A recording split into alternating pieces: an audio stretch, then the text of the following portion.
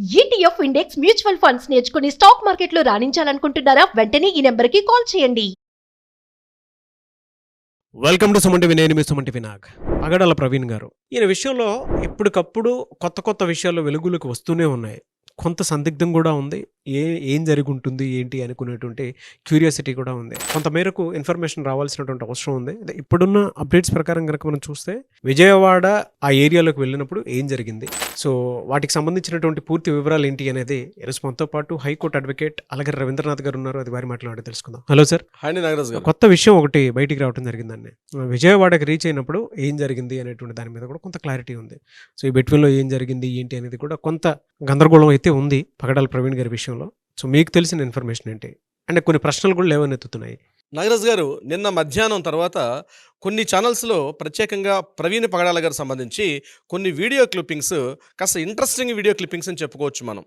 అంటే 4 గంటల పాటు విజయవాడలో ఎక్కడ ఉన్నారు ప్రవీణ్ పగడాల గారు, ఎక్కడెక్కడ తిరిగారు, అంటే ఏ ప్రాంతాల్లో ఉన్నారు, ఎందుకంటే ప్రతి టోల్ గేట్లో ఉన్నటువంటి వీడియో ఫుటేజ్ మనం తీసుకున్నాం తప్పించి ఈ మధ్యకాలంలో అంటే 4 గంటల 30 నిమిషాల నుంచి రాత్రి మరలా ఆయన స్టార్ట్ అయినటువంటి 9 గంటల 15 నిమిషాల వరకు ఈ గ్యాప్లో అంటే పుట్టిపాడు టోల్ గేట్ దగ్గర నుంచి ఈ గ్యాప్లో ఆయన ఎక్కడ ఉన్నారనేటువంటి విషయం మీద మనం కూడా కొన్ని వీడియోస్ చేయడం జరిగింది. ఆ విషయాల మీద నిన్న కొన్ని ముఖ్యంగా తెలుగు ఛానల్స్ కొన్ని ప్రత్యేకంగా ఈ వీడియో కథనాలు అయితే కొన్ని క్లిప్పింగ్స్ అయితే రిలీజ్ చేయడం జరిగింది. చాలా ఇంట్రెస్టింగ్ అనిపించింది. అంటే ఏవైతే ఇక్కడ హత్య లేకపోతే యాక్సిడెంట్ అన్నటువంటి విషయం మీద సందిగ్ధావస్థలు రకరకాల వెర్షన్స్, ముఖ్యంగా క్రైస్తవ సంఘాలన్నీ కూడా ఇది పూర్తిగా హత్య అని చెప్పి వాళ్ళు మాట్లాడడం, లేదు ఇది యాక్సిడెంట్ చెప్పి ముఖ్యంగా కొన్ని మీడియా కథనాలు రావడం, అంటే ఈ యొక్క కన్ఫ్యూజన్ది చూస్తున్నటువంటి ఎవరైతే ఉన్నారో, దీన్ని ఎవరైతే ఫాలో అవుతున్నటువంటి ప్రతి ఒక్కరు కూడా ఇది అనుమానాస్పద మృతిగా ఉందా లేకపోతే హత్య చేశారనే విషయం మీద డిఫరెంట్ ఒపీనియన్స్ వెలుగు చూస్తుంటే ఈ తరుణంలో ఎప్పుడైతే నేను మధ్యాహ్నం నుంచి దీనికి సంబంధించి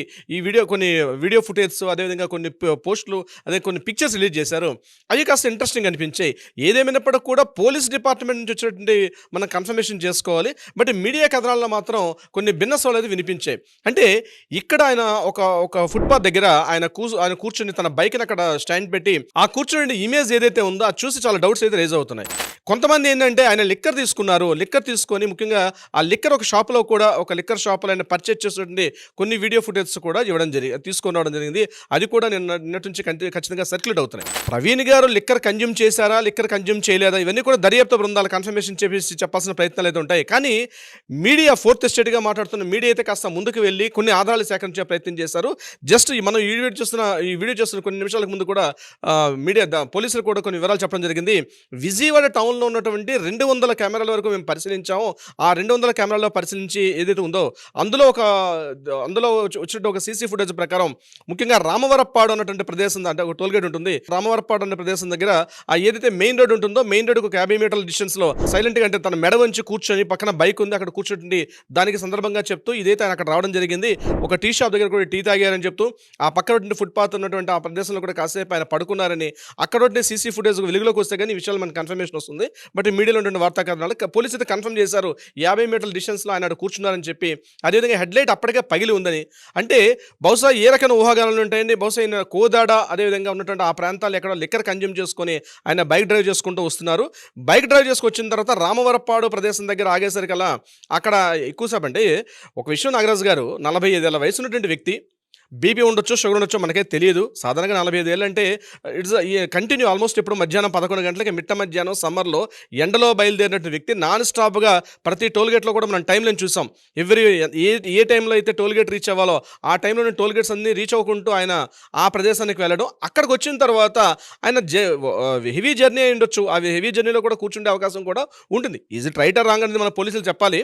బట్ ఎందుకు కూర్చున్నారు అంటే ఆయన మీద అటాక్ చేశారంటే ప్రతిదాన్ని నెగిటివ్గా తీసుకోవాల్సిన అవసరం లేదు నాగరాజు గారు. ప్రతి విషయాన్ని కూడా, అంటే ఏ వీడియో క్లిప్పింగ్ వస్తుంటే ఆ వీడియోని కూడా నెగిటివ్గా తీసుకోవాల్సిన అవసరం లేదు. లిక్కర్ కన్జ్యూమ్ చేశారు అదని ఇదని, ఆ వెహికల్ హెడ్లైట్ పగలడానికి కారణాలు ఏంటి అనేటువంటి దాని మీద కూడా ఊహాగానాలు రకరకాలుగా ఉన్నాయి. నెగిటివిటీ ఇవంతా కూడా ఏంటంటే ఒక నెగిటివిటీ స్ప్రెడ్ అవుతుంది. వాస్తవం ఒకటి ఉంటుంది, నెగిటివిటీ బాగా స్ప్రెడ్ అవుతుంది. దేన్ని యాక్సెప్టెన్స్ ఇచ్చే పరిస్థితులు లేరు.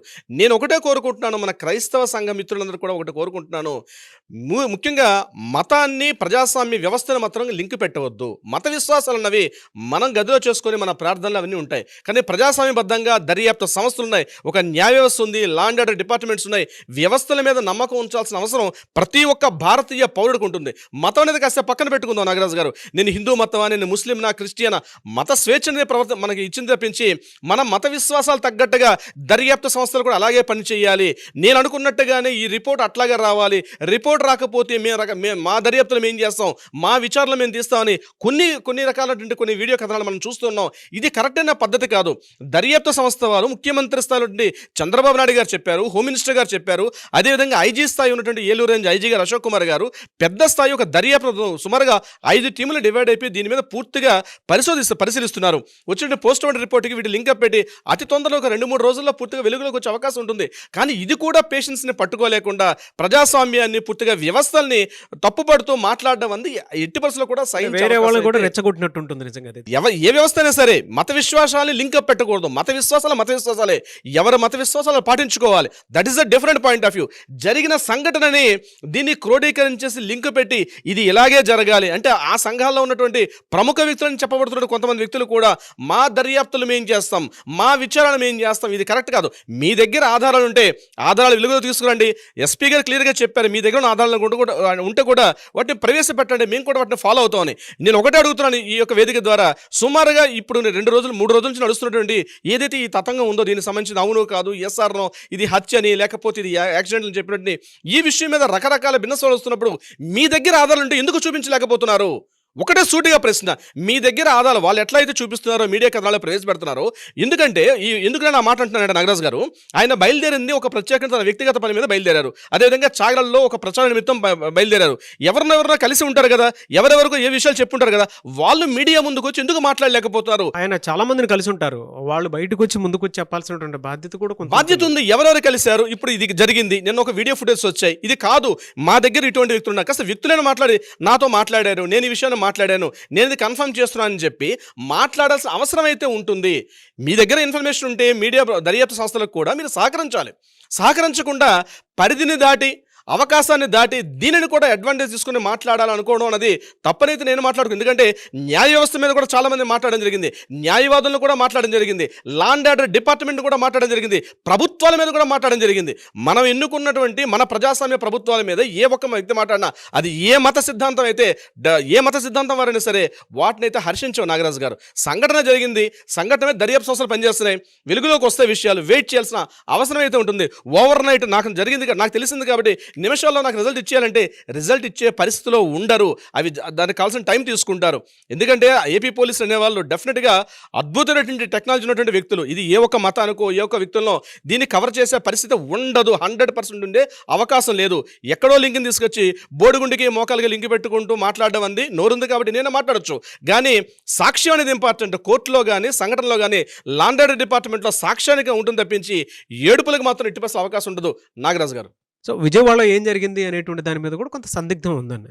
అవునండి నాగరాజు గారు. సో చూద్దాం, అంటే అక్కడ ఉండేటువంటి సీసీ ఫుటేజ్ని బట్టి ఆయన ఎక్కడెక్కడికి వెళ్ళారు, ఎవరెవరిని కలిశారు అనేటువంటి దాని మీద కూడా మాకు కొంత విషయం అయితే సేకరించినట్లు అవుతుంది. దాంతోపాటు కొంత క్లారిటీ వచ్చే అవకాశం కూడా ఉంటుంది అక్కడ ఏం జరిగిందనే దాని మీద. అక్కడ పరిసర ప్రాంతాల్లో ఉండేటువంటి అతను ఒక అబ్బాయే మాట్లాడటం జరిగింది. ఇందాక ఒక వీడియో కూడా మీరు చూశారు. ఆయన క్లియర్గానే చెప్తూ ఉన్నారు, పలానా టైంలో ఆయన ఇక్కడికి వచ్చారు, 5:45 నుంచి రాత్రి 8 వరకు కూడా ఆయన అదే ప్రదేశంలో కదలకుండా కూర్చున్నారు అని చెప్పి మాట్లాడడం జరిగింది. ఆయన పర్టికులర్ చెప్తున్నారు. అక్కడ ఉండి ఒక ట్రాఫిక్ ఎస్ఐ గారు కూడా వచ్చారు. ఆ ట్రాఫిక్ ఎస్ఐ గారు కూడా ఈయన కదలలేని పరిస్థితిలో ఉంటే పక్కన తీసుకొచ్చి కూర్చోబెట్టారు. సో నాకు ఒక డౌట్ ఏంటంటే, ఇక ట్రాఫిక్ ఎస్ఐ గారు కూడా మనం సస్పెక్ట్ చేయాలి. డ్రంక్ అండ్ డ్రైవ్ చేసే సందర్భంలో మరి ఆయన ఎందుకు అయినా సస్పెక్ట్ అక్కడ ఆపాల్సిన పరిస్థితి ఎందుకు లేదు, ఎందుకు కేసు కట్టలేదు? డెఫినెట్గా నేను వీళ్ళు వాళ్ళని క్వశ్చన్ కాదు నాగరాజు గారు. నిజంగా ఇప్పుడు ఆ వీడియోలో ఉన్నటువంటి మాట్లాడినట్టు అబ్బాయి అక్కడ నాగార్జున ఒక అబ్బాయితో మాట్లాడుతున్న ఒక వీడియో ప్రసారం చేశారు. అందులో మాట్లాడేటప్పుడు ఎస్ఐ గారు వచ్చారు, ఆయన చేయి పట్టుకుని తీసుకెళ్ళి కూర్చోబెట్టుకున్నారంటే డ్రైవ్ చేసి డ్రంక్ అండ్ డ్రైవ్ అనేటప్పుడు డ్రంక్ అండ్ డ్రైవ్ కేసు ఎందుకు పెట్టలేదు? ఇది కూడా క్వశ్చన్ నాగరాజు గారు. ఎందుకంటే బాధ్యతగా ఒక డిపార్ట్మెంట్ ఉన్న వ్యక్తి అబ్జర్వ్ చేసిన పర్సన్ డ్రైవ్ చేసుకుంటూ ఎక్కడికి వెళ్ళాలంటే రాజమండ్రి వెళ్తాను అనుకున్న సందర్భంలో ఆయన చెప్పినప్పుడు ఆయన కాసేపు ఆ ఫుట్పాత్ మీద అక్కడ కాసేపు పడుకున్న తర్వాత ఈయన మరలా ఆయనకి కాస్త టీ ఇచ్చి పంపించారని చెప్పారు తప్పించి, నేను బీయింగ్ అడ్వకేట్ నా క్వశ్చన్ ఏంటంటే, అటువంటి సందర్భంలో ఆ సదరు ఎవరైతే ట్రాఫిక్ ఇన్స్పెక్టర్ గారు ఉన్నారో ఆయన ఇమీడియట్గా డ్రంక్ అండ్ డ్రైవ్ కేసు ఎందుకు పెట్టలేదు? ఇమీడియట్గా తన సీనియర్స్కి ఎందుకు చెప్పలేదు? ఈయన ఒక పెద్ద వ్యక్తి అని గుర్తించారు కాబట్టి దాన్ని ఎందుకు వెలుగు తీసుకుని రాలేదు? అది కూడా తప్పే అంట. నేను ఆ విషయంలో కూడా ఏ ఒక్కరినో వెనకేసుకుని రావడం నా ఉద్దేశం ఉద్దేశం కాదు కాబట్టి అదే డిపార్ట్మెంట్ వాళ్ళు తప్పు చేసినా, వ్యక్తులు తప్పు చేసినా చట్ట పరిధిలోనే చేయాల్సింది తప్పించి పరిధి దాటి ఎవరు మాట్లాడినా తప్పే నాగరాజు గారు. ఎస్, చూద్దాం ఏ మేరకు ఉంటుందనేది. ఎనీవేస్ థ్యాంక్ యూ అన్న, thank you so much Alagiri Ravindranath గారు. Thank you so much Nagaraju గారు. సుమన్ టీవీలో మీ పర్సనల్ అండ్ బిజినెస్ ప్రమోషన్స్ కోసం కింది నెంబర్కి కాంటాక్ట్ చేయండి.